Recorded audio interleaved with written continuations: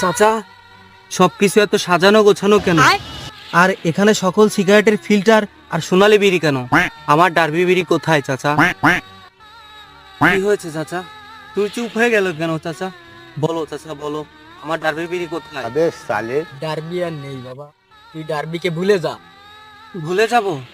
হ্যাঁ বাবা, ডার্বির দাম বেড়ে গেছে, তুই ডার্বিকে ভুলে যা। ডার্বি কেনার আর সামর্থ্য নেই আমার, এই জন্যে তো সোনালি বিড়ি কিনেছি।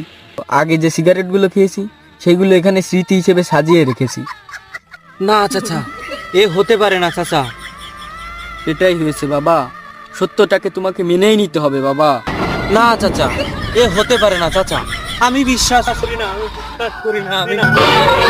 বিশ্বাস করি না, প্রেমের সমাধি ভেঙে মনের শীতল ছিঁড়ে পাখি যায়।